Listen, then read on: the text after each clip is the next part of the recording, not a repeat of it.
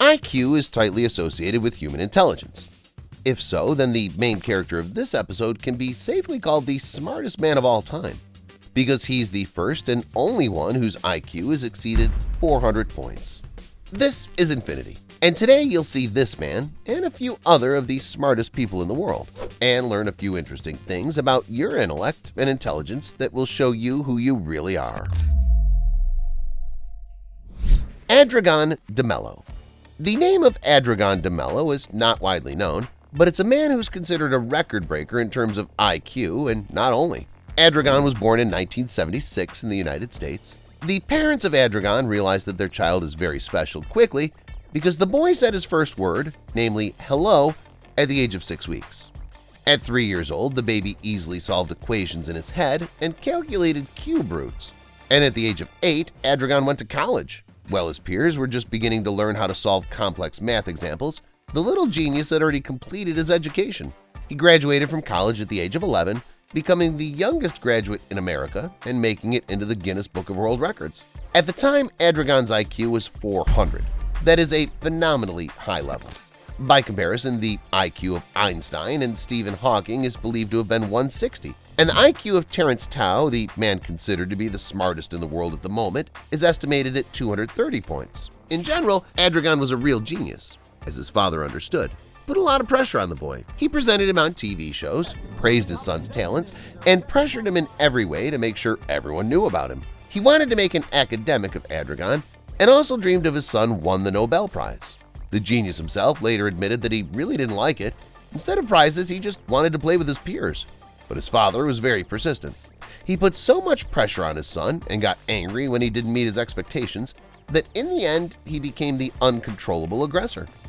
When word of this got out, Adragon was taken into foster care.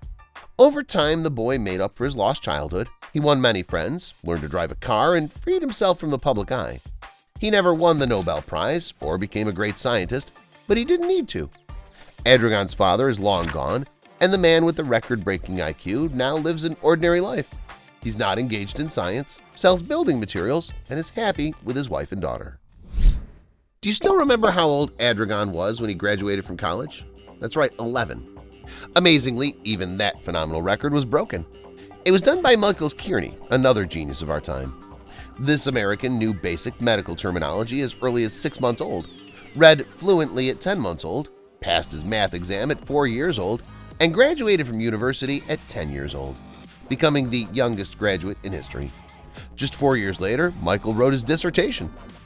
At the age when we were just beginning to think about upcoming exams, this genius had already made a huge contribution to science. In all, by the age of 22, Kearney had earned 4 degrees in computer sciences, geology, and chemistry, in addition to a first degree in anthropology. In between, he was also involved in teaching as early as age 17. Kearney was a college professor. His IQ was also fantastic. It was estimated at 325 points. In addition to setting records one after another, Kearney managed to earn a lot of money. Thanks to his intelligence, he repeatedly earned big money in quizzes. In 2006, Michael was the finalist in the Gold Rush game and won $100,000. A month after that, he won another $1 million in an American TV show. And 2 years later, Michael got on the show Who Wants to Be a Millionaire and won $25,000. Now Michael's 38 years old, and apparently he's retired. During his younger years, he managed to do everything he could, and now he can have a well-deserved rest. Terence Tao. And a little bit more about the main geniuses of our time.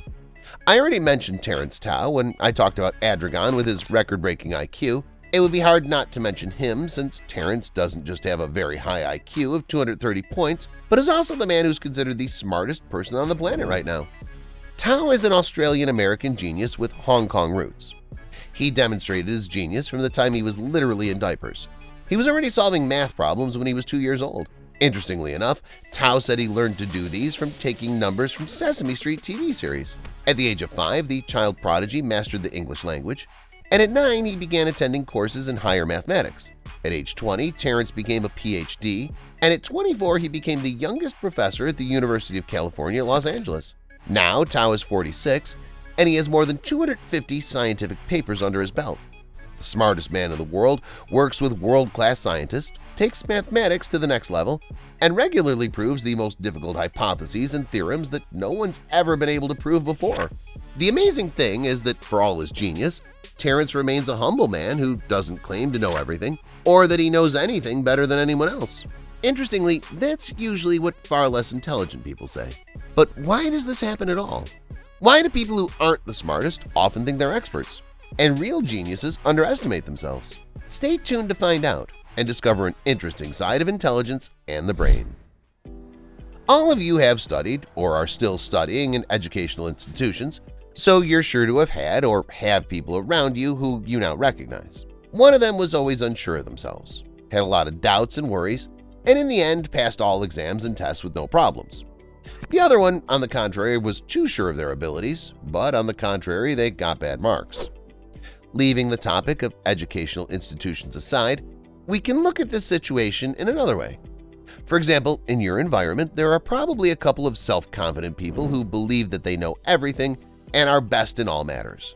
It's quite possible that a couple of years ago, they were the most active in talking about COVID-19 and everything related to it, giving you their advice. There are also those people in your circle who prefer to abstain from advice and opinions and often doubt their own rightness, although in fact it's these people who are usually really smart. Perhaps you've just recognized in these personalities not only your acquaintances but also yourself. What I've just spoken of is called the Dunning-Kruger effect. These two psychologists concluded that low-skilled people make poor judgments and poor decisions, but don't realize their mistakes because they're unaware. Highly skilled people, on the contrary, tend to underestimate their abilities and assume others are more competent. In other words, the Dunning-Kruger effect is an illustration of confidence and intelligence. The essence of the effect is that the less we know about something, the less we understand it, and because of this we fail to notice even obvious mistakes. This leads to the fact that we make wrong decisions or overestimate ourselves, putting ourselves above others. If, on the contrary, we understand something, we question our knowledge more and more often. In the process of learning, even more questions arise than were at the beginning. It's simply impossible to cover everything, so probably no one can understand something 100%. Hence, professionals have insecurities and doubts. It's interesting that Dunning and Kruger came up with their hypothesis through a comical episode. In 1995, there was a bank robbery. The robber was a man who didn't wear a mask on his face. Not surprisingly, the police quickly found him. When the robber was arrested, he was surprised that the police found him. It turned out that he had smeared lemon juice on his skin before the robbery, sincerely believing that it would make him invisible to security cameras. This case led Dunning and Kruger to believe that people who are not competent enough in some area greatly overestimate their abilities in that particular area. Psychologists tested this conjecture on students, and the hypothesis was confirmed. Young people who were absolutely confident in their own literacy and ability to think logically passed a test and received the lowest mark, and those who doubted themselves, on the contrary, received the highest mark. The Dunning-Kruger effect has not only comical but also dangerous, or more precisely, negative aspects.